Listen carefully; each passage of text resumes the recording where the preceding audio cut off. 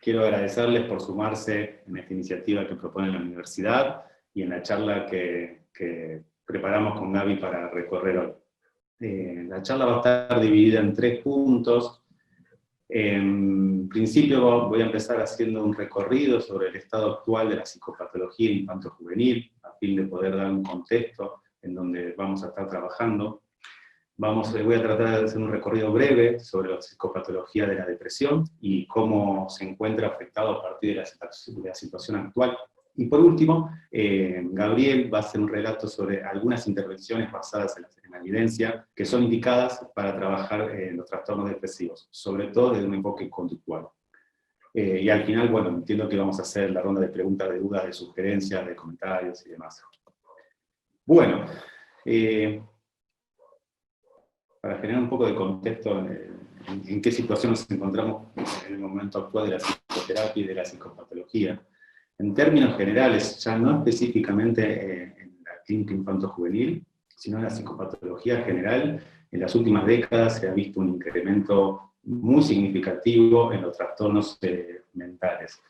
Dando cuenta de este crecimiento, la Organización Mundial de la Salud presentó una serie de informes en el cual buscaban medir cuál era la carga mundial de enfermedad. Para que se den una idea, en países en desarrollo, en vías de desarrollo, 3 de cada 10 personas presentan algún tipo de trastorno mental. ¿Correcto? Y en países desarrollados este número asciende a 4 personas de cada 10. Es decir, que entre 30 y 40% de las personas a nivel mundial presentan algún trastorno de salud mental. Son números muy, muy alarmantes. Como se pueden imaginar, en el ámbito de la psicopatología infanto-juvenil este crecimiento también se notó, lo cual favoreció para que haya un incremento en el interés para desarrollar intervenciones para la psicopatología y para los trastornos de conductas en esta población. Pero el interés no solo se vio acrecentado solo por el aumento de la demanda, sino también porque empezaron a surgir unas cuantas investigaciones que comenzaban a marcar que aproximadamente la mitad de las personas adultas ven sus inicios, ven el inicio de sus trastornos mentales antes de los 16 años. A su vez, también sabemos que cuando se inician de más jóvenes los trastornos y no reciben algún tipo de intervención, estos tienden a ser de mayor gravedad y las personas suelen participar en conductas de riesgo, como por ejemplo la utilización de sustancias, o intentos de suicidio, tanto en la adolescencia como en la vida adulta. Así. Ahí está. Bien.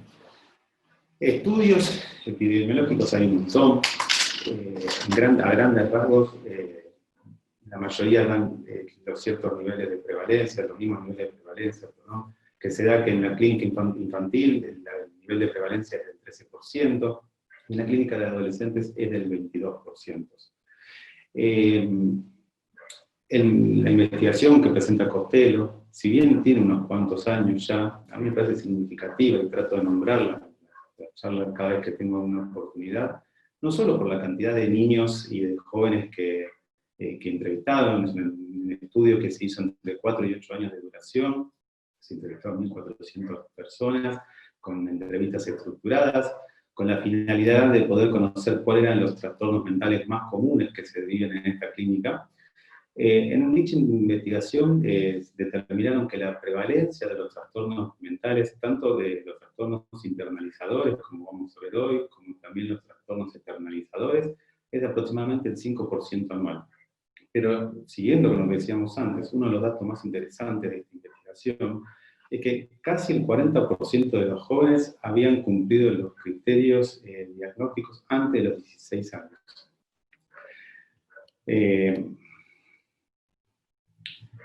Otro dato interesante y llamativo, ya lo vamos a ver en las próximas filminas, cómo se demuestra en los trastornos depresivos, es la alta tasa de comorbilidad que encontramos presente. Por ejemplo, la mayoría de las personas que presentan o que cumplen los criterios para un diagnóstico, para un trastorno, los cumplirán también para un segundo. Es decir, el 66% de las personas cumplirán los criterios para un segundo trastorno. De ese grupo, el 53% para un tercero. Y de ese grupo del 53, digamos, el 41% cumplirá los criterios para otro trastorno. Es decir, no solo existe una alta tasa de comorbilidad, sino como vamos a ver en los trastornos de internalización, también de recurrencias y de cronicidad. Ya en investigaciones más actuales, se sigue viendo los mismos números, aproximadamente 1 de cada 6 jóvenes cumplen criterios para un trastorno, y de ese número, 1 de cada 3 lo va a ver antes de los 16 años. Lo que también es muy llamativo dentro de los informes que presenta la OMS, por ejemplo, es que el nivel de consultas se incrementó casi al doble. Este incremento se da tanto para los trastornos mentales graves como para los trastornos mentales leves, y también no distingue diferencias según el nivel socioeconómico, es decir, se ha visto que ha crecido en todas las pirámides socioeconómicas. Para la mayoría de estos trastornos, la psicoterapia es la intervención de primera línea y la recomendada. Ahora, junto a este crecimiento, una de las cosas que también comenzaron a dirigir la atención de los investigadores es tratar de entender cuál es el origen, o qué cosas originan los trastornos mentales en la clínica infanto-juvenil. Determinando que no es solamente un factor que entra en juego, sino que es una interacción de distintos factores, tanto de factores protectores como factores de vulnerabilidad, dentro de los cuales podemos agruparlos en los factores biológicos, psicológicos, sociales. Hay muchas investigaciones en trastornos de internalización, por lo menos conozco yo, sobre la crianza o el efecto de la crianza de los padres en los trastornos de ansiedad, en los trastornos depresivos, y cómo colaboran para el desarrollo de los niños, en los trastornos de internalización también. Y hay un cuarto punto, que algunos autores lo ubican por fuera de estos factores, que también se ha destinado mucha atención, que tiene que ver con el temperamento, con las cuestiones temperamentales. Esto, yo siempre hago el mismo juego, digo, parece nuevo, o por lo menos los investigadores comienzan a hablar como nuevamente de esto, pero si nos pensamos, esto ya lo planteaban incluso desde Freud, en las series complementarias en 1800, es decir, se vuelve a poner en boga el interjuego que se da entre los distintos factores.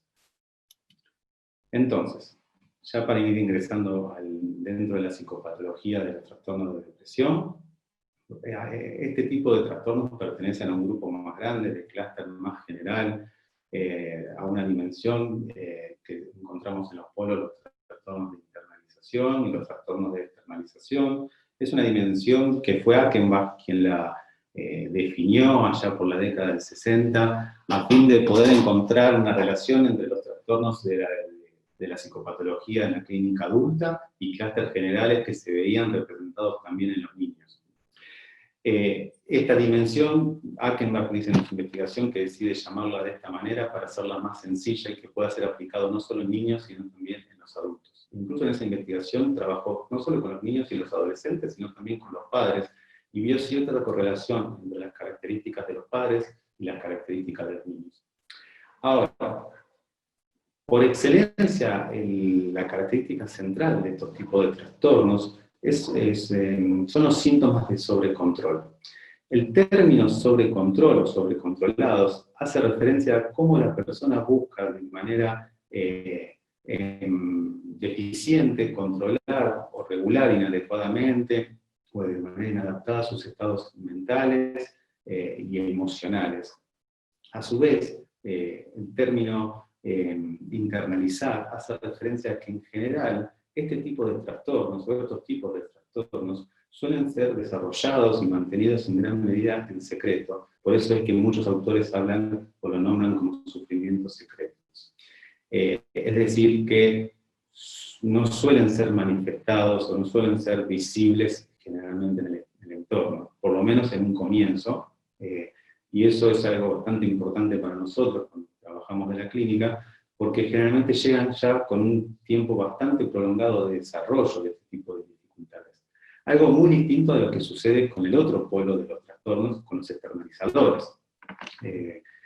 Como sabrán, la característica central de los trastornos de externalización es las dificultades en el control.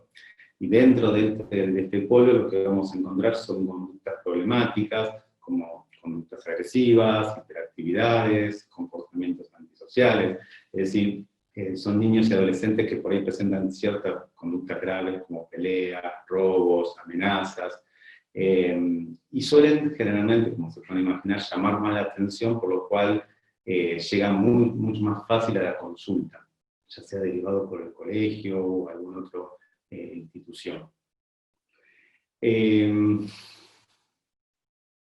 Bien.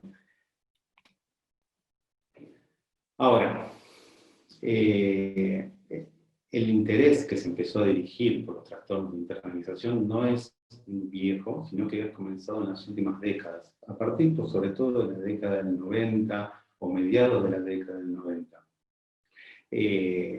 Antes incluso había como un concepto generalizado de que estos tipos de trastornos no eran necesarios prestarle tanto atención, ya que no eran muy significativos en esta clínica, que no eran duraderos y que no generaban complicaciones luego para la adolescencia o en cuanto al desarrollo, favorecer el desarrollo de otro tipo de trastornos. Incluso, por ejemplo, en la década del 80 era un conocimiento general dentro del ámbito de los profesionales y que lamentablemente me toca todavía seguir escuchando muchas veces de que, por ejemplo, en los niños la depresión no se desarrolla. Algunos autores hablan de que este concepto está influenciado por las corrientes psicodinámicas de la década del 60 o del 70, que decían que en realidad recién se puede desarrollar un trastorno depresivo a partir de la adolescencia, que es cuando el superyo termina de estar conformado. Por suerte, a partir, como decía, de la década del 90, esto comenzó a modificarse y se comenzaron a hacer programas más específicos y a prestarle más atención. Y dentro de este movimiento que se empezó a realizar, se empezaron a encontrar de que había ciertos conceptos que no eran tal cual se entendía. Primero, en cuanto a la prevalencia. Es decir, los trastornos externalizadores suelen comenzar en la infancia y suelen ir decreciendo a medida que el sujeto se va haciendo más grande. Y esto no es así en los trastornos de internalización, sino que también en este grupo suelen comenzar en la infancia y suelen mantenerse estables con el desarrollo de la persona, tanto en la adolescencia como también en la adultez. No solo estables, sino que la cantidad o la prevalencia tiende a aumentar. A su vez, hay un punto fundamental, que es el nivel de comorbilidad que presentan los trastornos de internalización. No solo concurrentemente, sino que también de manera sucesiva. Por ejemplo, se suele hablar que hay una mayor prevalencia en la infancia de los trastornos de ansiedad, también dentro de los trastornos de internalización, y que el no trabajo o la no intervención psicoterapéutica de estos trastornos favorecen al desarrollo de otros tipos de ansiedad, por ejemplo, el trastorno de ansiedad social, que es muy habitual en la adolescencia, y también el desarrollo de trastornos depresivos.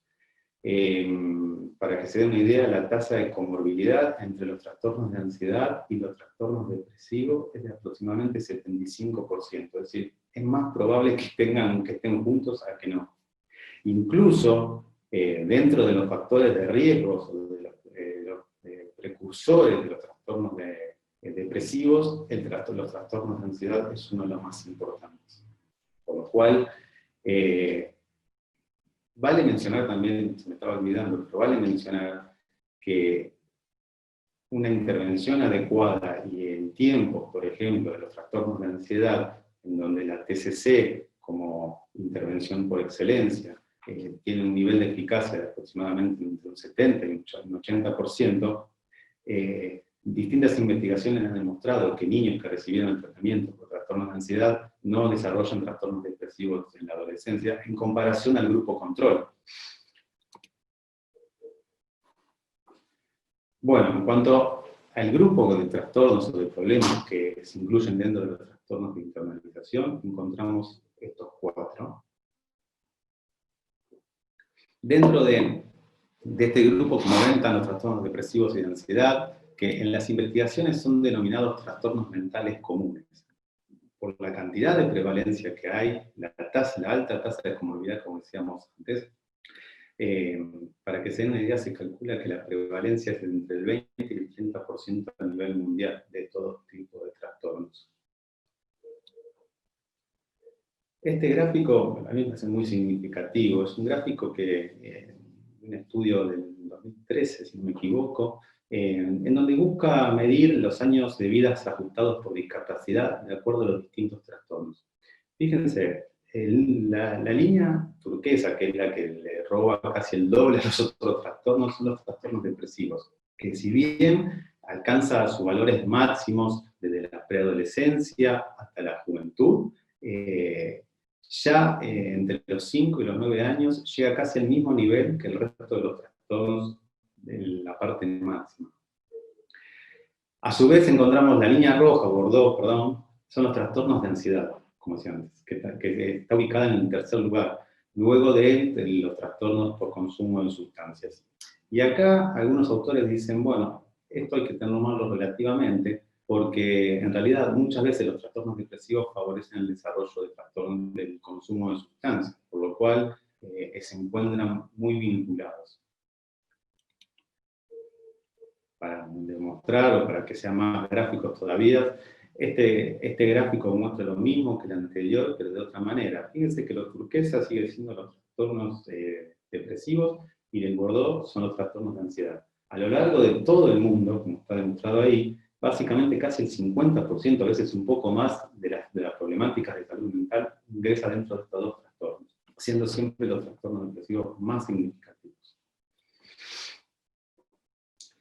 Es decir, a modo de resumen para así luego meternos de lleno dentro de la psicopatología de los trastornos depresivos, podemos decir que estos tipos de trastornos se caracterizan por presencia de ansiedad, de miedo, timidez, baja autoestima, tristeza y otros síntomas depresivos.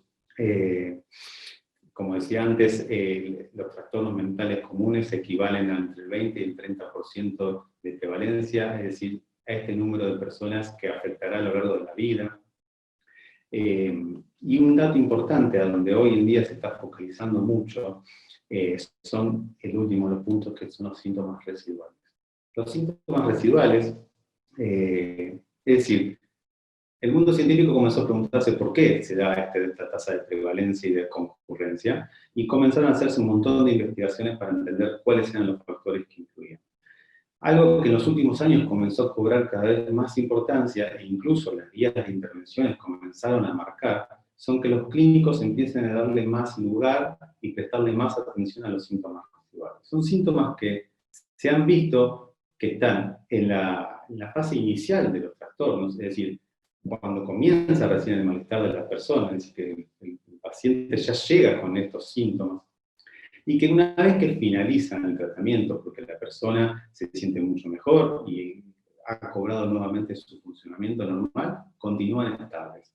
Entonces se la comenzó a interpretar estos síntomas residuales como un factor de vulnerabilidad para el desarrollo de nuevos trastornos, sobre todo en los trastornos depresivos, donde la recurrencia es altamente significativa.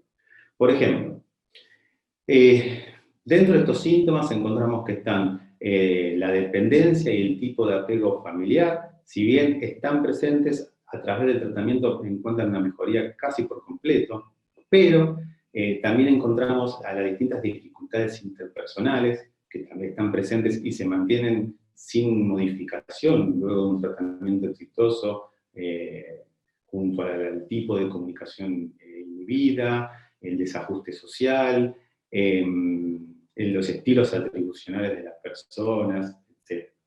Por lo cual se apunta que si bien la persona termina el tratamiento o se siente mucho mejor, más recuperado por un trastorno depresivo, continúe trabajando para poder modificar estos factores de vulnerabilidad.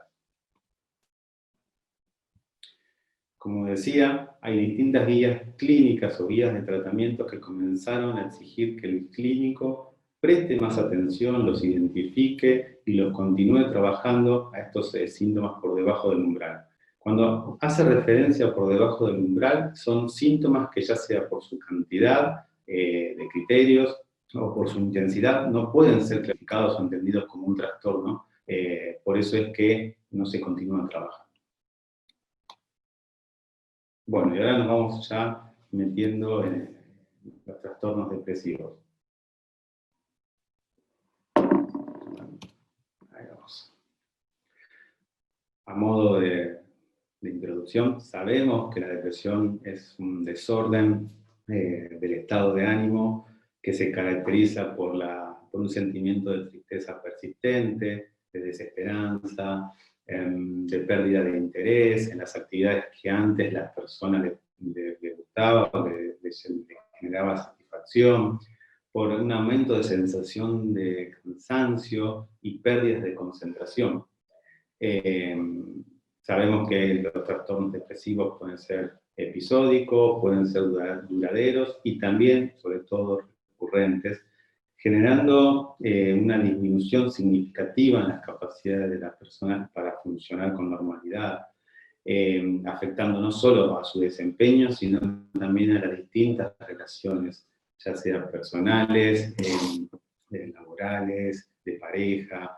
Y esto es muy importante porque, como vamos a ver, uno de los tipos de depresión, que son la depresión persistente, es uno de los factores de riesgo, el bajo nivel de apoyo social que presenta. A nivel mundial, según la OMS, en unos informes de los últimos años, 322 millones de personas se encuentran deprimidas en todo el mundo. Pero lo que más llama la atención es el incremento que se ha visto en los últimos años. Para medirlos, la OMS tomó los datos del 2005 entre el 2005 y 2015 y registró un incremento de casi el 20% de número. A su vez, remarca la OMS la alta tasa de recurrencias, que determina aproximadamente un 80%. E incluso algunos autores comenzaron a hablar de que los trastornos depresivos deberían ser considerados muchas veces como, para los médicos, unas enfermedades crónicas, en donde no solo es necesario prestarle atención a la recuperación, sino también al mantenimiento del estado. Esto es, algunos autores lo nombran, pero no es que los tratamientos se basan en esto, sino son sugerencias que se van dando. Por lo menos en el ámbito de los trastornos depresivos se ha visto en los últimos años grandes modificaciones de la psicopatología, también de la psicoterapia, es decir, hay mucho intercambio de ideas en el momento que estamos viviendo. En cuanto a la prevalencia o la tasa de prevalencia, se presenta de manera similar en países de bajo, medio y alto ingreso, entre el 0 y 28% se da, es decir, no hay grandes diferencias en los distintos, según el nivel socioeconómico. Como dato significativo y en los cuales se está comenzando a trabajar, existen muy pocos estudios longitudinales en la población general sobre los trastornos depresivos. Algunos estudios clínicos comenzaron a relevar que una porción muy pequeña de personas con trastornos depresivos busca tratamiento, y acá retomando el tema de las comorbilidades que hablaban unas líneas atrás, básicamente la mitad de las personas o tendrá recurrencias o no se recuperarán del trastorno depresivo.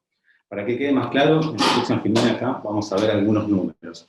Es decir, el 50% de las personas que presentan un episodio depresivo se recuperarán y no tendrán otro episodio a lo largo de su vida.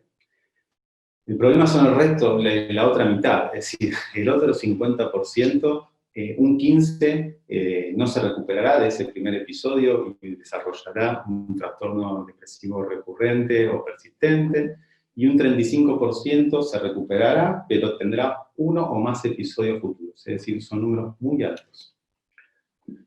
En cuanto a las presentaciones clínicas, es importante remarcar que los mismos criterios diagnósticos que da el DSM se utilizan para la niñez, la adultez y la adolescencia, es decir, no varían. La única salvedad que hace el DSM-5 es que en la clínica infantil el ánimo irritable es uno de los síntomas más importantes o más significativos. Ahora, luego de la publicación del DSM, comenzaron a salir o a ser publicadas varias investigaciones que contradicen esto que dice el DSM y que plantean que en realidad el ánimo irritable no es específico de la clínica infantil, sino que se encuentra presente en el resto del ciclo vital. Es más, muchos autores lo marcan como un factor transdiagnóstico de irritabilidad. Y a su vez, cuando veamos en las próximas filminas el perfil sintomático que se da en la niñez y en la adolescencia, estos autores marcan que en realidad es bastante poco común ver la irritabilidad en los trastornos depresivos en los niños. En el segundo de los puntos, que dice distimia y depresión crónica, esos nombres en realidad están basados en el DSM-4 y que en el DSM-5 fueron incluidos dentro del criterio de depresión persistente.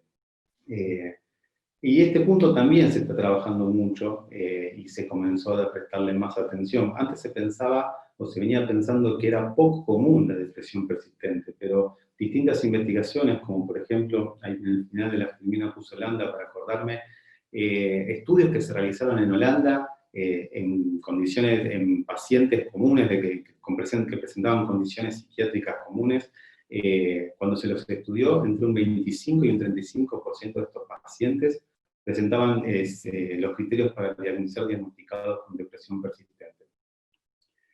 Uno de los grandes problemas por cual suele ser poco diagnosticado por los clínicos es que generalmente se encuentran acompañados por distintos trastornos mentales. Sobre todo encontramos trastornos de ansiedad, abuso de sustancias y específicamente, o en mayor medida, trastornos de personalidad.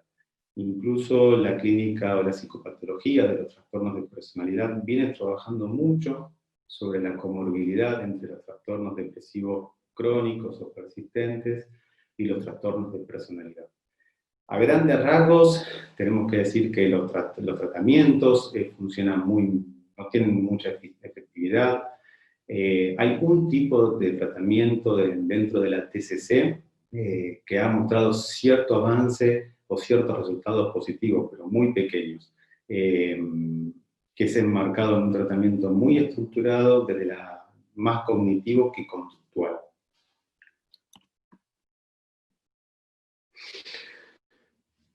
¿Cómo se da la presentación clínica de los trastornos depresivos en la adolescencia? Bueno, se caracteriza por síntomas heterogéneos y cambiantes, que pueden ser agrupados en dos grandes grupos. Encontramos síntomas vegetativos específicos, dentro de los cuales están incluidos el apetito, las alteraciones en el peso, la fatiga y el insomnio. Y esto es importante, sobre todo en los adolescentes, el trastorno del sueño que con mayor frecuencia se da es el insomnio, dejando la hipersomnia para los adultos. Y en cuanto a los síntomas somáticos más frecuentes que se dan en los adolescentes, encontramos los problemas físicos que no pueden ser explicados por algún problema médico, como por ejemplo los dolores musculoesqueléticos, o dolores de cabeza también. Estos últimos, los dolores de cabeza, se han descrito como bastante frecuentes o bastante comunes en los niños y en los adolescentes, como un factor de riesgo muy importante. En los últimos años también se comenzaron a tratar de hacer investigaciones para definir el perfil sintomático de la depresión juvenil. Básicamente, o por lo menos hay dos investigaciones más importantes. Una es la de Cole y otra es la de Rice, que vamos a ver en las próximas filminas, que retoman la investigación de Cole. A grandes rasgos, Cole y su equipo definen dos grandes grupos de trastornos depresivos en los jóvenes: aquellos que tienen bajos niveles de severidad y los que tienen alto nivel de severidad. Dentro de los trastornos depresivos con bajos niveles de severidad, encontramos como síntomas prevalentes o más frecuentes los problemas de concentración, sentimiento de inutilidad y culpabilidad, y trastornos de sueño. Recuerden, como decíamos antes, sobre todo el insomnio. Y en los trastornos, cuando se presentan altos niveles de severidad, los síntomas más frecuentes son la agitación, el retraso psicomotor, el cambio de peso y el apetito, y la ideación o intento de muerte. Ahora, esta investigación, también es importante mencionar, que ha recibido una gran o cierta cantidad de críticas, sobre todo de los aspectos metodológicos, y uno de los puntos fundamentales que marcaba era la poca cantidad de investigación que vinculan los trastornos en adolescencia, los trastornos depresivos en adolescencia y en adultez, como para poder hacer una comparación de los síntomas más frecuentes y que se diferencien de la otra etapa del ciclo evolutivo. Por eso decía que Rice y su equipo retoman esta investigación, pero generándole una modificación, que el mismo equipo estudió de manera familiar, es decir, estudió a los padres y a los niños o adolescentes, pudiendo generar una similitud, por un lado, en los criterios que se utilizaron, en las técnicas que se utilizaron para evaluar y en el nivel de general de gravedad. Y aquí así hacen una comparación muy interesante entre cuáles son los síntomas más frecuentes en los niños, en los adolescentes y en los adultos. Por ejemplo, en los adolescentes se ha presentado con mayor frecuencia la pérdida de energía, fíjense que el 97%, y que es el número de 100 a 71 en los adultos. Las alteraciones del sueño, el insomnio, en un 87%, y el número desciende a un 63% en los adultos. Y las alteraciones del apetito y del peso también se dan en un 87% y en los adultos en un 59%. Por lo cual, los autores concluyen que el perfil sintomático más probable o más frecuente es el siguiente, donde se ven alteraciones del apetito, insomnio, pérdida de energía y estado de ánimo bajo o decaído. Bien, en cuanto a los factores de riesgo, importantes a ser tenidos en cuenta, sobre todo por los síntomas residuales que hablábamos antes. Vamos a encontrar un montón que hoy no vamos a llegar a poder desarrollar todos. En gran medida les puedo decir que los más, aquellos que presentan mayor significatividad son los eventos estresantes o eventos de vidas estresantes, la adolescencia también. Pero obviamente que las cuestiones temperamentales, las dificultades en la regulación emocional o el afecto negativo y los problemas interpersonales también suelen ser bastante significativos. Otro que es bastante significativo, pero específicamente para el primer episodio, es el ser mujer. Las distintas investigaciones han demostrado que la relación es de 2 por 1. Pero esto está bueno aclarar que es solo para el primer episodio. Una vez que ya la persona ha tenido el primer episodio, para las recurrencias no hay una diferencia significativa y pasa a ser casi del 1 a 1 la probabilidad del desarrollo de recurrencias. Pero bueno, dentro de estos factores de riesgo y de los precursores, hoy no podemos dejar de lado la situación que estamos viviendo y cómo esto influye en el desarrollo de sintomatología depresiva.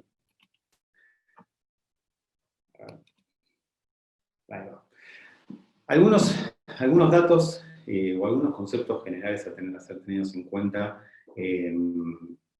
para entender la situación actual, que a veces suelen modificarse o suelen quedar mezclados, son los siguientes. Por un lado, entender que las pandemias son epidemias, pero en mayor escala, que afectan a las personas en distintas partes del mundo o en distintos países. Que la cuarentena es un tipo de intervención específica en la cual se busca separar y generar una restricción de movimientos de personas que han estado potencialmente expuestas a una enfermedad contagiosa, y que por último, el aislamiento es la separación de la persona que ha sido diagnosticada. Ahora, en este caso puntual, o en la situación actual que estamos viviendo, este tipo de medidas, como así también el número de contagios y de muertes, ha visto un crecimiento muy rápido en muy poco tiempo, lo cual ha generado un nivel de confusión muy importante. Incluso distintas investigaciones, hay un montón de investigaciones que se han publicado sobre los efectos de COVID y su impacto en la salud mental. Muchas investigaciones revelaron que los distintos medios de comunicación incluso llegaron a decir que esta situación que estábamos viviendo se asemejaba al fin del mundo, en donde los hospitales iban a estar completamente abrumados y donde la preocupación creciente por la falta de insumos y de recursos era cada vez más pronunciada. A su vez, este rápido crecimiento se vio acompañado de un gran nivel de confusión, en donde durante por mucho tiempo fue muy difícil tener una certeza de cuánta gente lo había contraído, cuál era la tasa de mortalidad, el periodo de incubación, la dimensión de la gravedad de la situación, cuáles eran las medidas a seguir, o cuáles eran las medidas de seguridad que una persona tenía que seguir. A modo de ejemplo bastante sencillo, en principio te decían hay que limpiar todos los utensilios cuando uno ingresa. Creo que hace una semana o 10 días la OMS dijo, bueno, no tenemos mucha evidencia de que eso realmente sea necesario, que eso sirva. Es decir, hay un nivel de conocimiento que esto favoreció el desarrollo del sintomatológico. Ahora bien, en cuanto a los estudios que estudiaron el efecto que tiene la cuarentena en las personas, han demostrado que mientras más prolongada sea la cuarentena, genera un mayor empeoramiento de la salud mental de las personas, sobre todo de síntomas de estrés postraumático, de conductas evitativas y de otros síntomas psicológicos.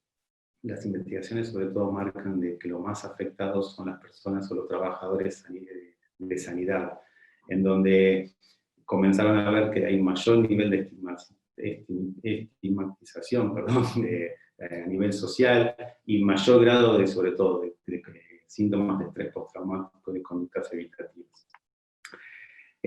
También las investigaciones como la de Brook hacen referencia a nivel de Argentina, entre otros países, a los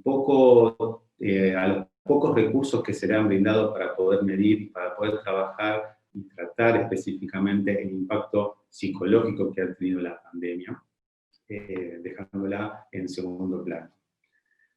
Para hacer un poco de referencia a lo que sucede en Argentina, hay un estudio que se publicó la semana pasada, si no me equivoco, por el equipo de Chevers de la Universidad de Buenos Aires, donde buscaron estudiar cuáles eran, si se había dado un aumento sintomático en la población.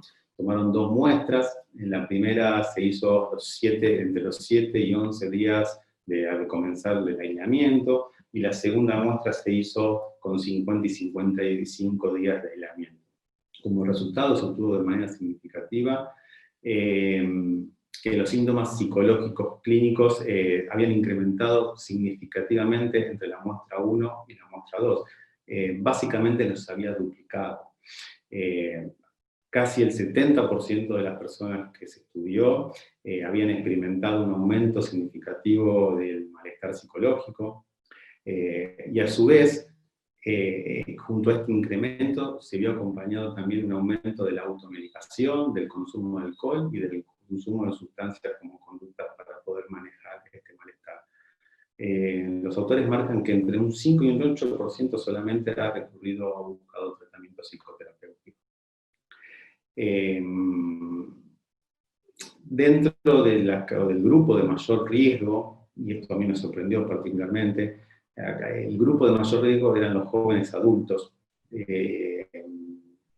Los autores hacen referencia, los autores y otras investigaciones, cuando tratan de interpretar estos datos, hacen referencia que tienen que ver con el nivel de incertidumbre sobre la vivienda, la inserción profesional, las cuestiones de que puede haber embarazos, de parejas menos consolidadas, y también de tener hijos pequeños en donde la suspensión de la escolaridad y el aumento de responsabilidad por parte de los padres por el cumplimiento de la educación de sus hijos ha tenido alteraciones bastante significativas. Y acá digo nuevamente, a sorpresa mía, la población de adultos mayores ha tenido realmente un incremento muy bajo en cuanto a la sintomatología.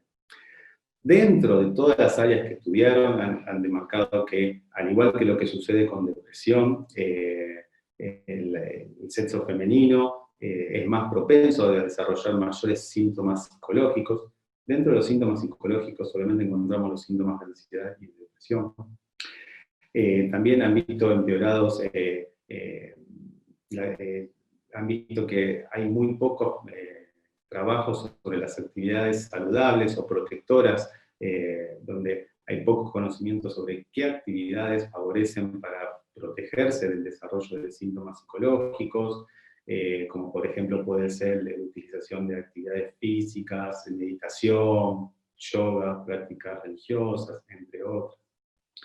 También, como dato significativo, ha marcado esta investigación que las personas que más padecen son aquellas que se encuentran en estado de vulnerabilidad, con bajos recursos, o también trabajadores independientes que no cuentan con la seguridad económica y aumenta su preocupación. Dentro de las alteraciones, también sintomáticas, vemos alteraciones en la vida sexual, alteraciones en el sueño. Dentro del consumo de sustancias, se pudo ver el aumento del consumo de pastillas para dormir como forma de evitar o de evadirse de la situación que estamos viviendo. Y también un aumento significativo de ideaciones suicidas.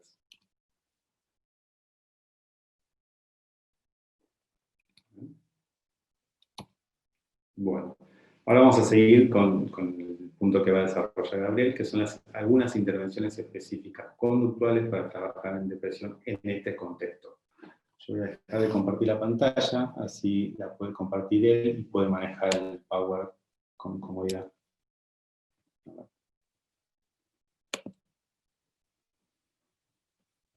Habilitar el micrófono. ¿Ahí se escucha bien?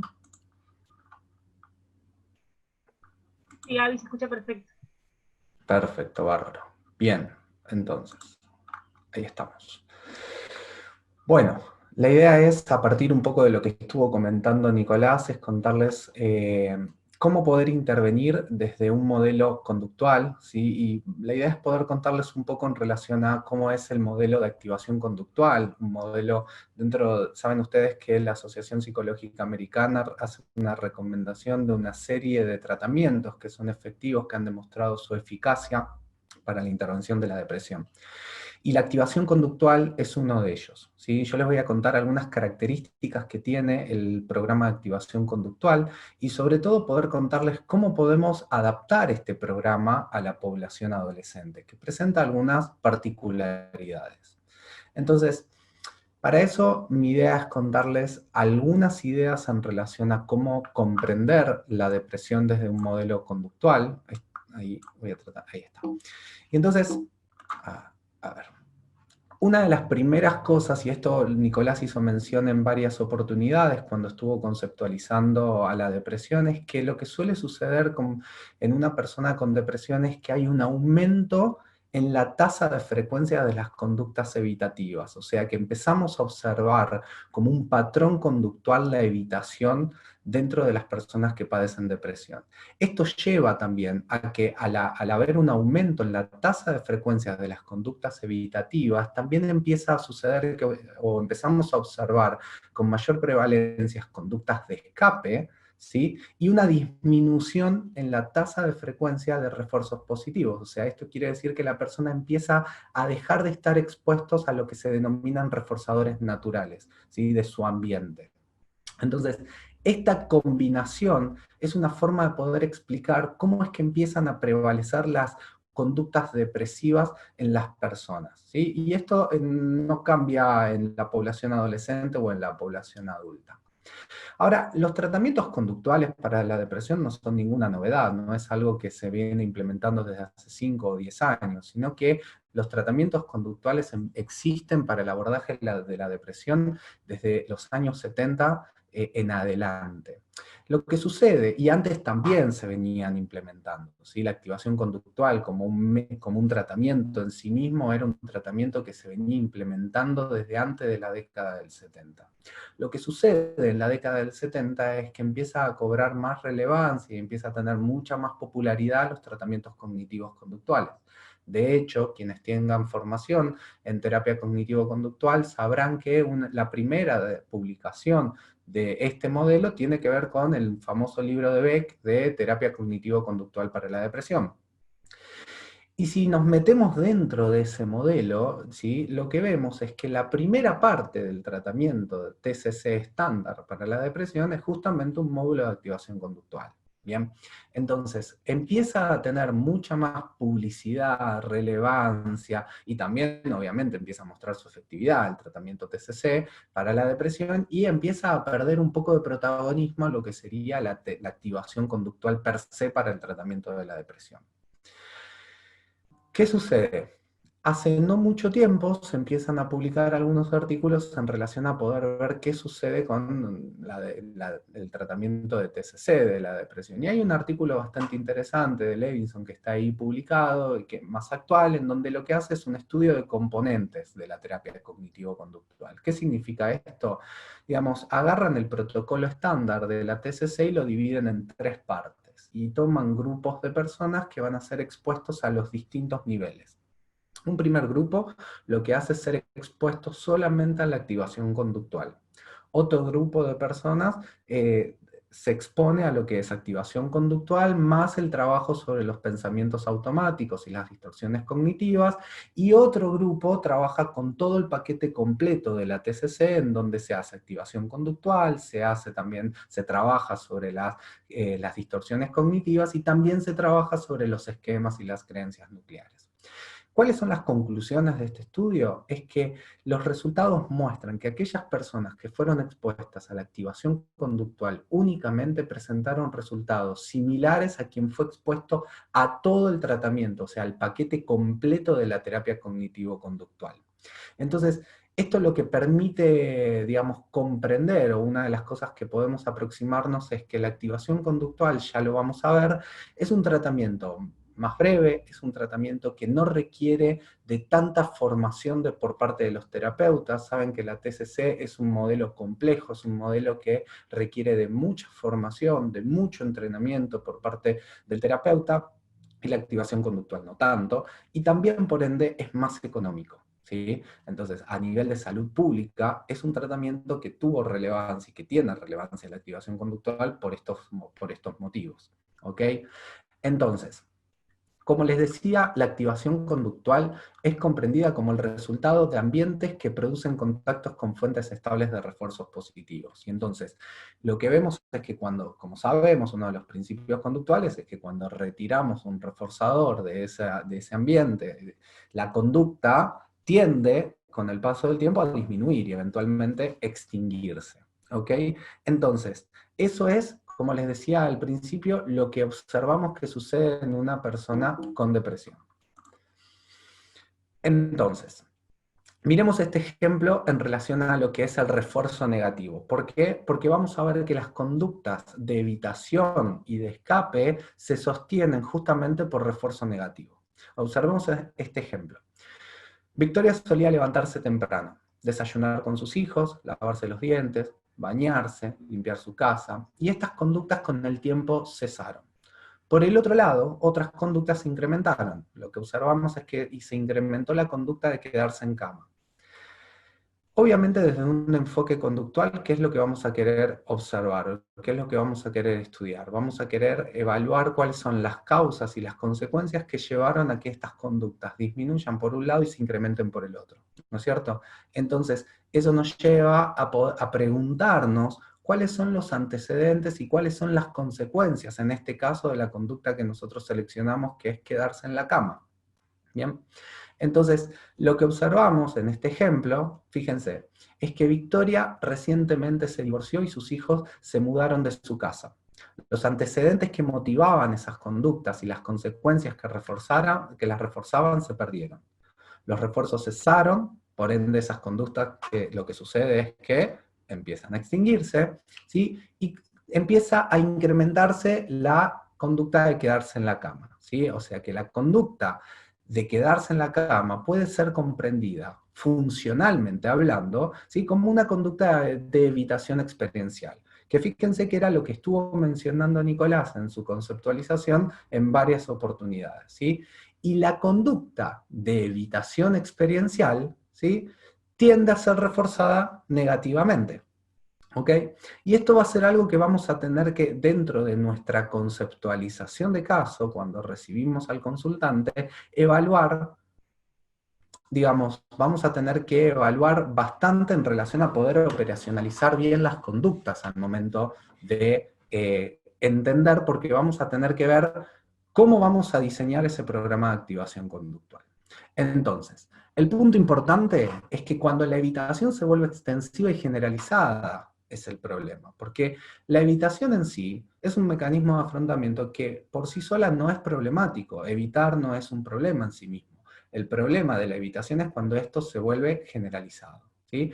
Y al generalizarse, lo que estamos provocando, lo que mejor dicho se está provocando, es una pérdida de oportunidades para reforzar positivamente otras conductas, ¿sí? Y entonces, cuando ese repertorio conductual de la persona se encuentra dominado por la evitación, entonces, como les decía, es difícil comprometerlo al sujeto a que pueda ser expuesto a otras conductas que puedan ser eventualmente reforzadas positivamente. Bien, entonces, Esto como una idea general, porque entiendo que más o menos manejamos algunas cuestiones vinculadas al conductismo, y en ese sentido, si hacemos una conceptualización como más específica del conductismo, se nos estaría yendo el día entero. Entonces, como tenemos un tiempo acotado, vamos a tratar de darles algunas ideas generales de cómo entendemos desde el modelo conductual a la conducta depresiva, y cuál es el sentido de diseñar un programa de activación conductual. ¿Ok? Entonces, otra de las cosas que tenemos que tener en cuenta es que, obviamente, entender el ambiente de la persona, ¿no? ¿Sí? Donde la persona se encuentra inserta, y entender que muchas veces estas conductas depresivas pueden ser sostenidas por refuerzos positivos por otros. ¿Ok? Entonces, miremos un ejemplo. Muchas veces las conductas depresivas pueden estar reforzadas por los familiares, ¿sí? La atención, al brindarle cierta atención al hijo, podemos estar reforzando positivamente la conducta de no levantarse de la cama o de no salir con sus amigos, ¿bien? Entonces, por eso les decía que es muy importante la conceptualización del caso, poder entender cómo es este sujeto en el ambiente en el cual está inserto, y poder analizar todas las variables que sostienen a la conducta depresiva.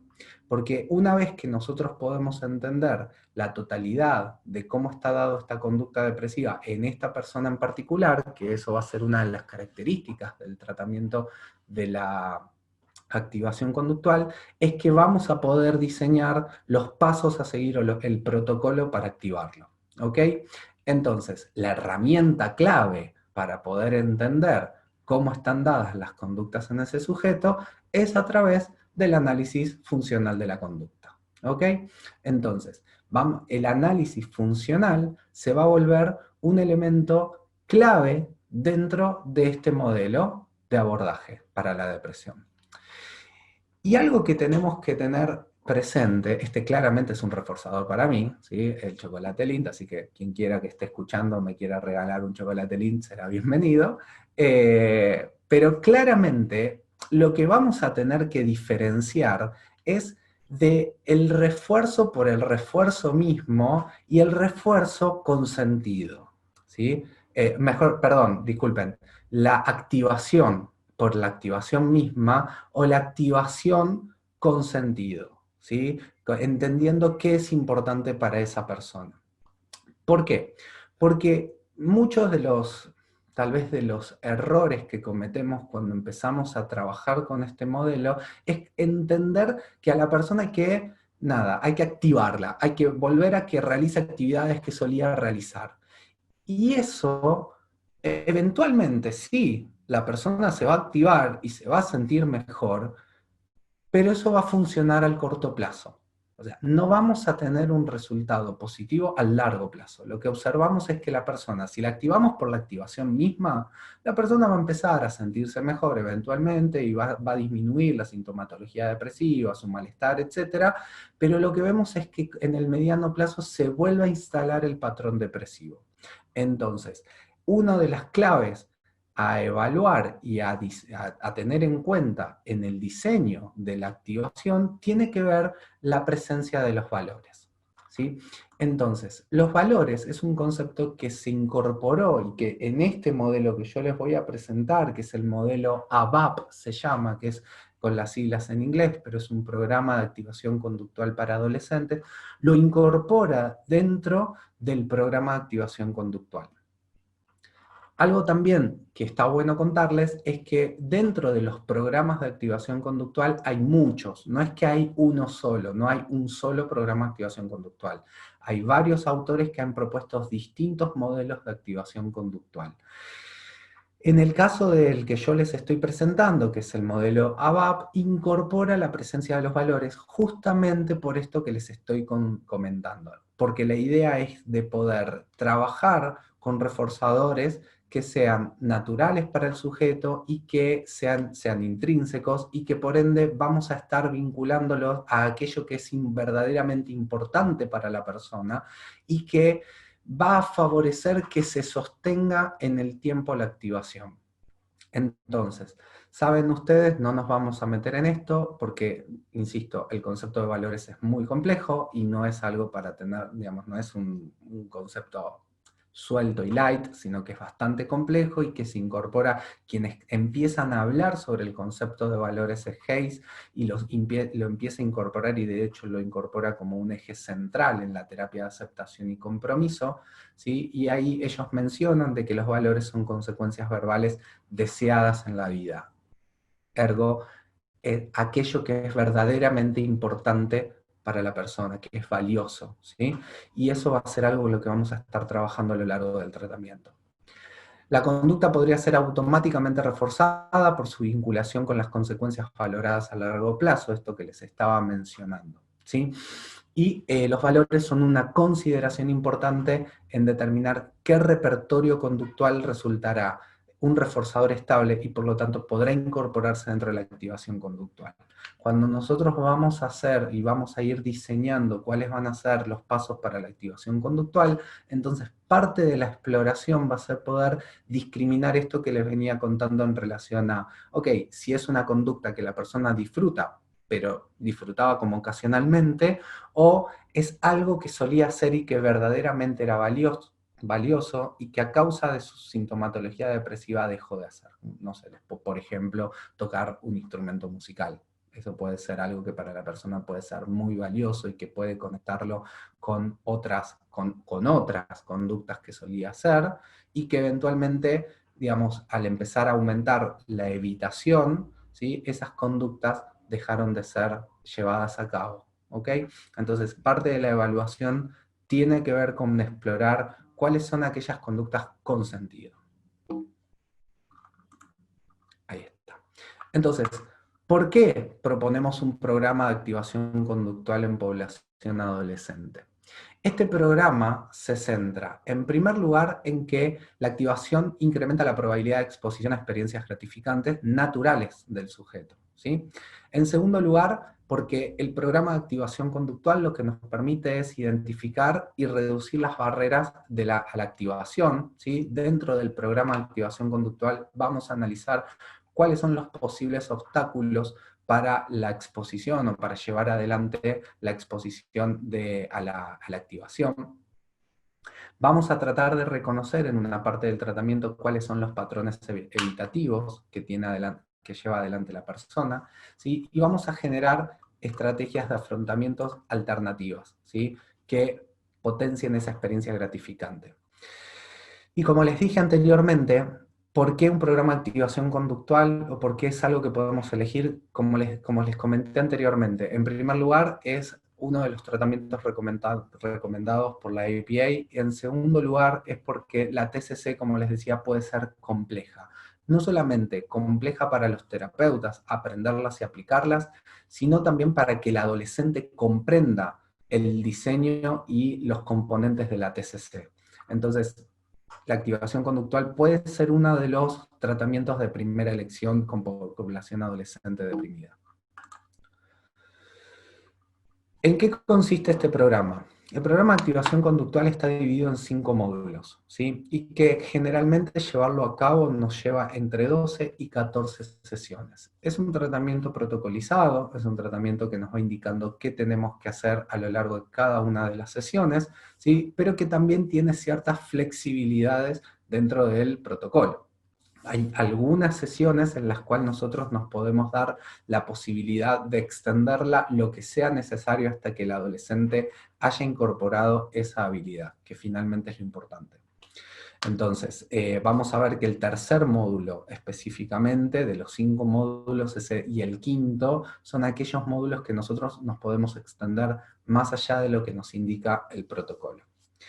Tenemos 8 sesiones de las 14 que incorporan muchos componentes didácticos de psicoeducación, ¿sí? Y que están estructurados, y tenemos sesiones en las que son menos estructuradas, en las que nosotros vamos a incorporar mucho contenido por fuera del protocolo.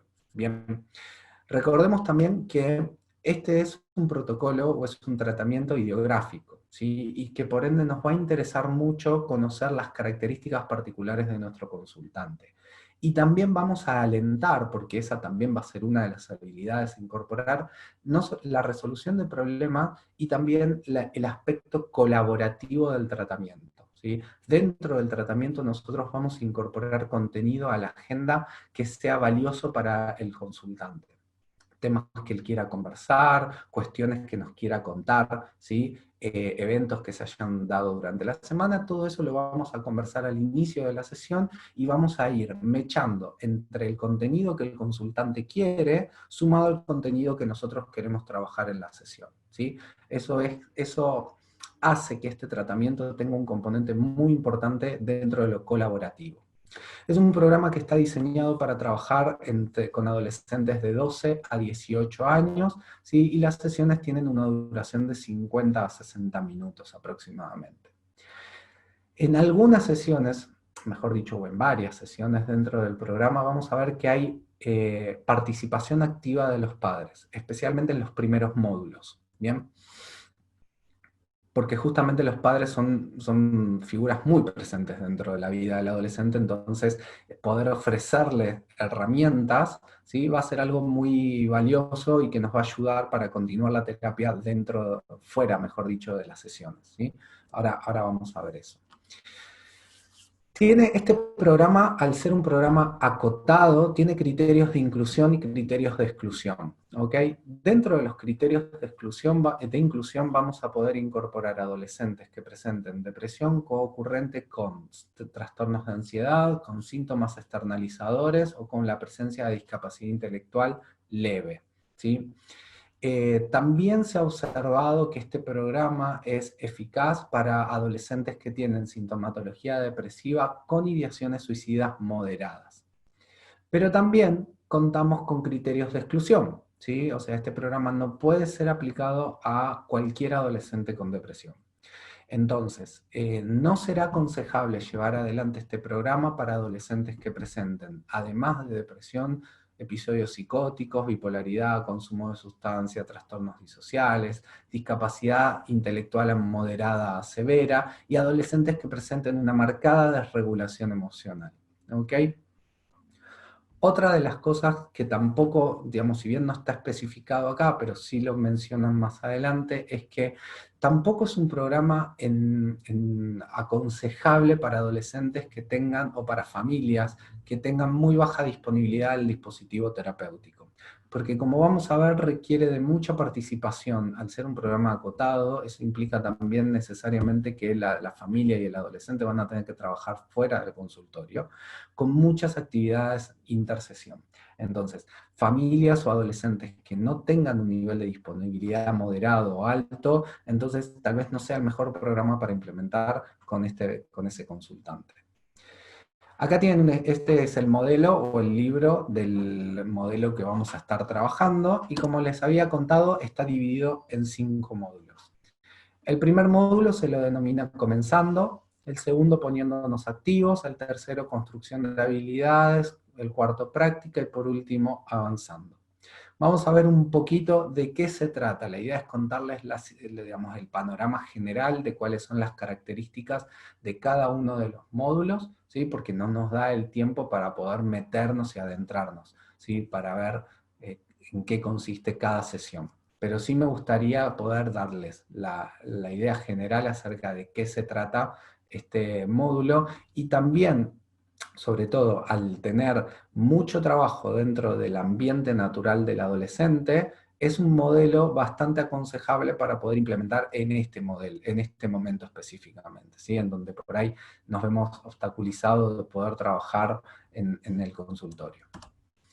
Entonces, el módulo 1, como les dije, se llama Comenzando. Y en este módulo lo que vamos a trabajar tiene un componente fuerte psicoeducativo, ¿sí? Vamos a comentarles, tanto a los padres como al adolescente, juntos dentro de la sesión, cuáles son las características del tratamiento, de qué va este tratamiento, y también nos vamos a concentrar en trabajar sobre el vínculo terapéutico, ¿sí? Vamos a empezar a establecer las bases para la alianza.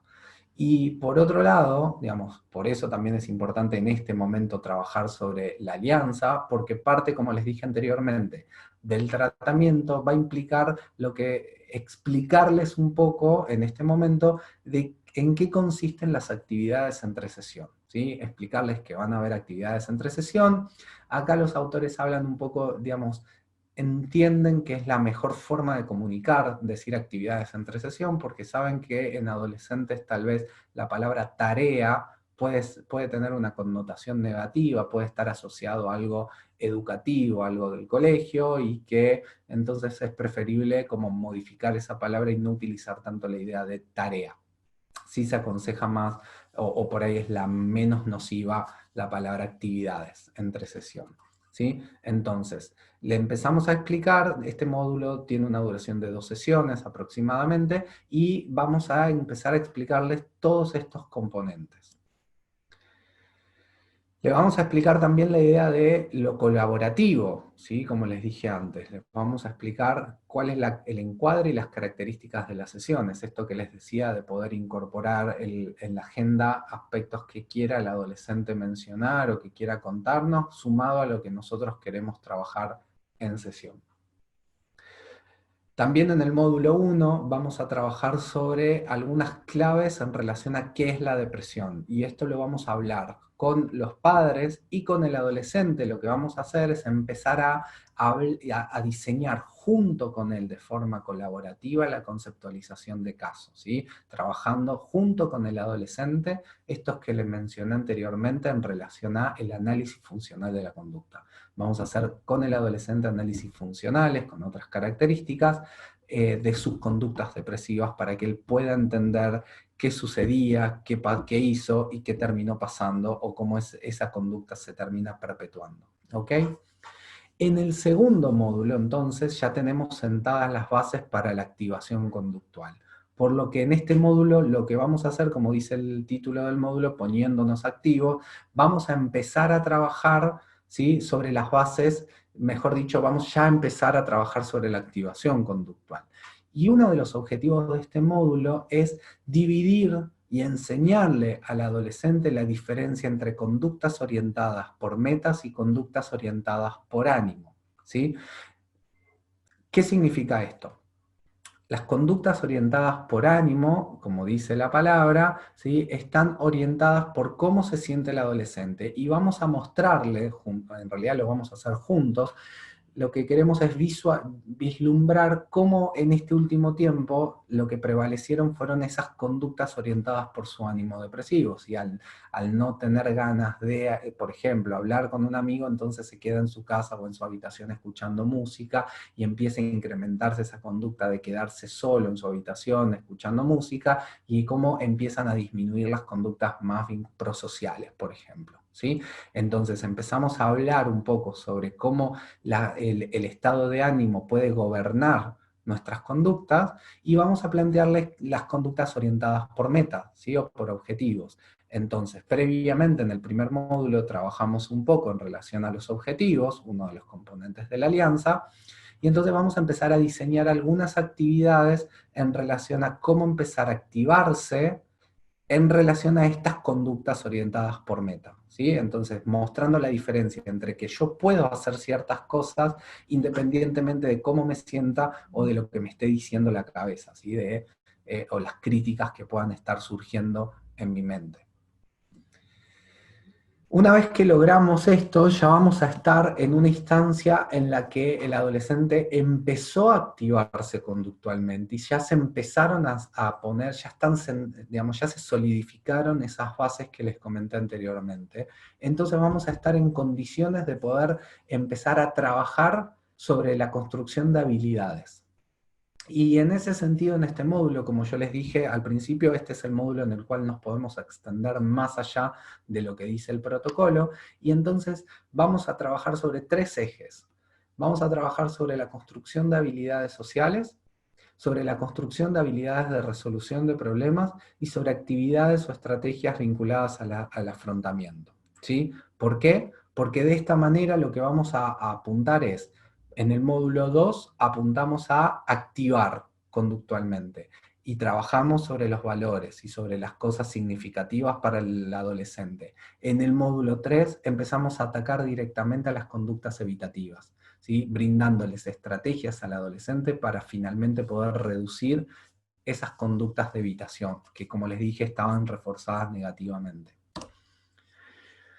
En el módulo 4, entonces, vamos a trabajar sobre la práctica. Esto implica que seguimos saliendo fuera del consultorio y seguimos llevando al adolescente a que ponga en práctica todas estas habilidades que le estuvimos enseñando en el módulo anterior.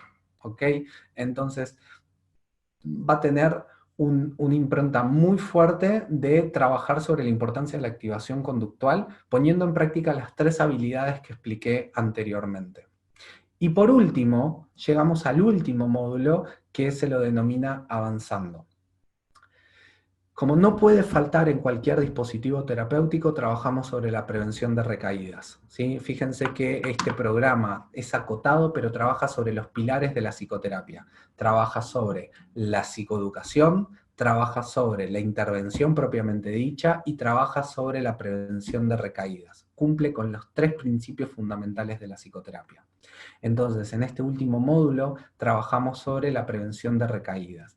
Y en ese sentido hay muchas fichas, ¿sí? Eso yo no se los mencioné, pero al ser un protocolo también, un tratamiento manualizado, vamos a contar con muchas fichas que vamos a ir usando en la sesión, y las últimas fichas que tienen que ver con el módulo 5, que también es un módulo que podemos estirar más allá de lo que dice el manual, vamos a trabajar sobre cuáles son los posibles obstáculos que van a aparecer en un futuro, qué deberíamos hacer si aparecieran estos obstáculos, cómo podríamos poner en práctica las habilidades aprendidas ante ese posible obstáculo, ¿sí? Entonces, tratamos de solidificar las bases que estuvimos trabajando a lo largo de todo el tratamiento. Y entonces recapitulamos también por último las metas del joven y todo lo que se ha logrado hasta acá. Actividades típicas de la TCC pueden incorporarse acá también, como cómo era yo antes de la terapia, cómo soy yo ahora, antes y después, cómo me veo yo dentro de un futuro, dentro de 5 o 10 años, ¿ok? Mostrando las distintas metas que se ha propuesto el joven a lo largo del en el estadio inicial del tratamiento. Entonces, vamos a empezar a recapitular un poco sobre lo que estuvimos charlando. Todo el tratamiento, ¿sí?, empieza con lo que se denomina un check-in. ¿Qué significa? Es que le vamos a dar al adolescente una pequeña escala, un autoinforme en donde va a completar sobre cómo se siente o cómo se sintió a lo largo de la semana, con el objetivo de monitorear los síntomas depresivos. Vamos a continuar con un repaso de la respuesta del adolescente a esa escala, ¿sí?, que ya el programa nos ofrece en 2 escalas para utilizar, y vamos a contemplar los temas que quiere incorporar a la agenda. Recuerden esto que yo les mencioné en relación a lo colaborativo, ¿sí? Ahí vamos a, digamos, en los primeros minutos, vamos a preguntarle si hay algún tema en particular que él quisiera conversar, y juntos vamos a ir decidiendo si es conveniente conversarlo en este momento, o es preferible dejarlo para más adelante, o es preferible que nos aboquemos a empezar hablando sobre eso y después sobre las habilidades que queremos trabajar en la sesión, ¿sí? Y como les decía, bueno, esto genera el espíritu colaborativo. Entonces, algunas ideas generales para finalizar. El programa de activación conductual, ¿sí?, es una tarea desafiante, porque activar a adolescentes que están deprimidos ya es una tarea desafiante. Bien, recuerden que según algunas investigaciones, un porcentaje muy elevado de adolescentes no concurre a psicoterapia por voluntad propia, sino que concurren por derivaciones o por recomendaciones de otros, o porque los padres consideran que es importante que empiecen un tratamiento. Entonces, el primer módulo es fundamental, ¿sí? El primer módulo, yo soy más partidario de que los protocolos están para ser orientativos, no para llevarlos a rajatabla. Entonces, si el protocolo nos dice que son 2 sesiones, pero nosotros nos extendemos un poco más por esto mismo, porque sabemos que digamos, la motivación no es muy alta, o la disponibilidad del consultante no es la mejor, tal vez es preferible empezar trabajando, hacer más eje en el módulo 1 para favorecer la alianza, el vínculo y sentar las bases bien sólidas para la activación, que cumplir con el manual con lo que dice la cantidad de sesiones, ¿sí? Los síntomas depresivos, como dijo Nicolás, entre tantos que mencionó, uno de ellos es la falta de motivación, el ánimo decaído, la inercia, la fatiga, ¿sí? Y entonces encontramos el programa de activación propone involucrarlos en actividades que puedan resultar tanto psicológicas como física, ¿sí? El programa de ABAP está diseñado también para incrementar el compromiso del adolescente en actividades, justamente con el objetivo de finalizar, o mejor dicho, reducir o eventualmente extinguir la evitación, ¿sí? A enseñarle a incorporar nuevas habilidades a su repertorio conductual, ¿sí? Y también es parte de este programa un perfil de un terapeuta que tenga facilidades o que esté comprometido con motivar al adolescente al cambio. Algunas ideas generales en relación a la actitud o al estilo del terapeuta que puede funcionar mejor con un programa de activación conductual. A ver, ahí está. Mantener la estructura de la sesión. Cuando digo mantener la estructura de la sesión, me refiero no tanto a la cantidad de sesiones, como decía antes, sino a los pasos a seguir dentro de la sesión. Es importante que completen el cuestionario, es importante consultar cuáles son los temas que él quiere incorporar a la sesión, de qué quiere que charlemos, y también es importante seguir los lineamientos del tratamiento, ¿sí? Permanecer orientado a la acción, dar validez a las experiencias de los clientes, esto es como un principio general de la psicoterapia, no solo de este programa. Trabajar en colaboración con los clientes, no hacer juicios de valor, expresar cordialidad, ser sincero con los clientes y reforzar los informes o los ejemplos de conducta adaptativa que nos vaya trayendo a lo largo de las sesiones, ¿sí? Por eso también es importante darle lugar, o bastante lugar, a qué es lo que él quiere conversar, o qué temas quisiera conversar, porque es muy probable que conforme vamos avanzando en el tratamiento, el adolescente vaya mostrándonos cómo ha ido mejorando, cómo se ha ido exponiendo, cómo se ha ido activando y cómo ha ido poniendo en práctica las habilidades que fuimos conversando en un ambiente natural, y lo bueno que es poder aprovechar ese momento en sesión para mostrarnos validantes y reforzantes. A modo de conclusión también queríamos contarles, y nada, simplemente 2 palabras, que próximamente, esperemos que cuando se termine un poco esta pandemia, vaya uno a saber cuándo, saben que los proyectos muchas veces se fueron truncando por la pandemia, estamos esperando, vamos a publicar un nuevo libro, tanto Nicolás como yo, que se llama El Diario de Juana, ¿sí? Que cuenta, básicamente son actividades que están orientadas a la activación conductual para adolescentes, y que cuenta la vida de una adolescente que se llama Juana, de 16 años, que nos va contando un poco en relación a su estado depresivo inicialmente, y nos va relatando a lo largo de este diario su experiencia dentro de la psicoterapia con su terapeuta, y las actividades que el terapeuta le ha ido proponiendo sesión a sesión, y que ella los va llevando a forma de registro en un diario, que es y cómo progresivamente ha ido mejorando Juana. Entonces, en este en este libro, ¿sí? Lo que intentamos es traducir, adaptándolo a un contexto más latinoamericano, un programa de activación conductual, pero que también incorpora actividades propias de la terapia de aceptación y compromiso, de la terapia funcional analítica, más psicoterapias dentro de lo que se denominan contextuales comportamentales. Así que esto es un poco lo que queríamos contarles. Esperamos que, a pesar de que fue simplemente una pincelada de algunas ideas, hayamos sido claros, y esperamos también que hayan podido disfrutar de esta ponencia. Así que bueno, muchísimas gracias, y voy a dejar de compartir pantalla, y bueno, le doy lugar a Mariela. Hola Gaby, mira, si querés, ahí en el botón de preguntas y respuestas te están cargando varias. Hay 2 por Perfecto. ahora. Si quieres responder. Perfecto, perfecto. Acá Mayra hace una pregunta para Nico. ¿A qué se debe específicamente en los adolescentes que un factor de riesgo sea el ser mujer?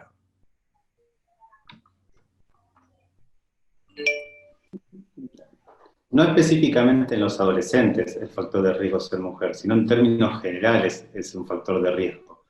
Y también me vale aclarar que es para el primer episodio, no para cualquier episodio o de manera continua. Es decir, esta diferencia significativa y estadística está dirigida solamente al primer episodio. Dentro de las causas que se los atribuyen, muchos hablan de los factores biológicos y de los factores sociales. No se especifica bien por qué las mujeres tienen mayor predisposición en la estadística. Ok. Mayra también pregunta dónde se puede conseguir este manual de activación conductual. El manual de ABAP es un manual que no está en español, primero, y no se vende en Argentina. No sabemos cuándo supongo, no sé si ya están ingresando libros al país o no, pero los podés en Amazon se consigue, en Book Depository también, así que, bueno, eso. Si este programa, Yamila pregunta si este programa tiene alguna validación para la población argentina o latinoamericana. No, el programa hasta el momento no encontramos estudios que este programa específico muestren estudios de validez para población latina o argentina. Así que no. Algunos, Rodrigo, hola, ¿cómo va, Rodrigo? Algunos chicos preguntan si ejemplos de actividades que sean más aceptadas por los chicos. La realidad es que al ser en este programa específicamente, al ser un tratamiento que pone en énfasis, que la activación conductual actualmente está considerada dentro de las terapias de tercera ola, y es una de las características es lo ideográfico. Entonces, la verdad es que no hay como una receta específica, como esta actividad, sino que justamente por esto que hablabas un ratito en relación a lo valioso para la persona, es parte de la conceptualización que vos explores cuáles son como lo que se denominaría como el listado de preferencias del adolescente, qué cosas solía disfrutar o qué cosas eran importantes en su vida previo al episodio depresivo, previo a empezar a sentirse de esa manera, ¿sí? Por ahí una aclaración es que este programa sea recomendado para trabajar en adolescentes que tienen síntomas depresivos, no quiere decir que sea aplicado en la primera sesión, es decir, hay que ir evaluando y tener en cuenta si el paciente se encuentra preparado, si está el nivel de alianza fortalecido para poder aplicar, es decir, puede ser que nos lleve algunas cuantas sesiones para poder empezar a aplicar el programa, no hay que hacerlo de manera automática, que recibo un paciente depresivo y al otro día le estoy aplicando el programa. Es necesario generar las bases para poder aplicarlo y que sea efectivo. Y evitar así una intervención iatrogénica, es decir, que esté mal medida, mal aplicada en tiempo y en forma. Sí. Iba a decir algo y se me pasó, pero... esto, tengan en cuenta también, como les contaba antes, los criterios de inclusión y de exclusión. Si tenemos un paciente que está muy desmotivado o que presenta alguno de los otros criterios de exclusión que mencioné anteriormente, tal vez no sea lo mejor pensar en este programa para trabajar con el adolescente, ¿sí? Preguntan si nosotros ofrecemos formación de ABAP. Sí, lo hacemos, solemos organizar a través de nuestro equipo en algunas oportunidades en el año la formación, así que nada, les estaremos contando más adelante. Y parte del curso de posgrado que estamos realizando en UFLO, que empieza el mes que viene, en junio, va a ser 100% online y ahí hay una clase específica que es mucho más larga, sobre depresión y también vamos a estar mencionándolo. Así que bueno, esas son las vías para poder acceder a la formación. Bien. Dentro del contexto de la cuarentena y la pandemia, entiendo que va a depender, Rodrigo, también de cuáles son los valores y qué es lo que se quiera utilizar para trabajar en la activación. Puede ser que algunos sean limitados, o que no se puedan ejecutar, y por ahí se puede buscar otros de por ahí de menos preferencia, y otros se pueden trabajar sin ningún problema. Por ejemplo, hoy en día contamos con un paciente de 12 años que se encuentra depresivo y que dentro de los valores puede trabajar sobre las caricaturas, sobre las series, y eso lo puedo ir trabajando y generar personajes, y eso lo pude trabajando con la terapeuta sin ningún tipo de problema de manera virtual, a través de tareas, intersecciones y demás. Carla pregunta si recomendamos el libro de Fabián y de Paula sobre activación conductual. Está buenísimo el libro, y Fabián y Paula son dos referentes de la activación conductual en nuestro país y en Latinoamérica seguramente también, y sí lo recomendamos, tal vez con algunas salvedades. Carla, este libro no está adaptado para población adolescente. El libro de Fabián y Paula es un libro para población adulta. Entonces, hay otros para población adulta, sin duda, porque es la traducción, los dos libros que ellos tienen sobre activación conductual del protocolo estándar de AC, pero si vas a trabajar con adolescentes es aconsejable por ahí buscar alguno de estos protocolos o el que presentamos nosotros u otros para población adolescente, que ya tiene incorporado los componentes claves que son el trabajo familiar. Después, por ahí, algunas preguntas más, pues si no, no quiero, me parece por ahí, Mari, no extendernos mucho más, pero Norma pregunta si una psicopedagoga puede aplicar este programa. Lo cierto es que es un programa dentro de la psicoterapia y no sería lo aconsejable, porque sería como otro campo de aplicación. Pero sí me parece que es súper importante tener estas herramientas para trabajar con un adolescente y poder contemplarlas en el trabajo psicopedagógico. Sí, sí, incluso creo que no estamos habilitados como psicopedagogos a tratar a pacientes depresivos, éticamente o legalmente. Mayra pregunta sobre la experiencia nuestra que tenemos sobre cómo es la efectividad de este programa. La verdad es que yo lo he implementado en varios adolescentes de distintas características y nos ha ido muy bien. La verdad que el adolescente en pocas sesiones empieza a mejorar significativamente su estado de ánimo. Obviamente, y por eso también nos motivó a nosotros a escribir el libro de Juana, hay diferencias diferencias culturales, no me salía la palabra. Y en ese sentido, por ahí nosotros no estamos tan acostumbrados en psicoterapia a la ficha. Y eso ya tiene que ver con la parte, si quieren, más de la parte más de arte de la psicoterapia, de poder ir evaluando en función del paciente. Pero respondiendo a tu pregunta, la verdad es que en mi experiencia ha sido muy positivo. No sé, Gaby, ¿querés responder alguna otra que creas importante? Y cerramos. Sí. Perdón que sé que hay muchas preguntas que hicieron, pero como que se nos va por ahí se nos escapa un poquito poder responder a todas. Quizás respondo la última, que es la de Valeria, que dice cómo involucrar a los padres en una actividad entre sesiones. Dentro del protocolo de las actividades que mandamos, ya está planificado cómo incorporar a los papás. Recordá que el primer módulo tiene que ver sobre psicoeducación. Entonces, y ahí están presentes los padres. Entonces, ellos ya van a saber que van a tener que participar dentro de este programa, ¿sí? En algunas sesiones más, en otras menos, en algún momento más, en otros menos.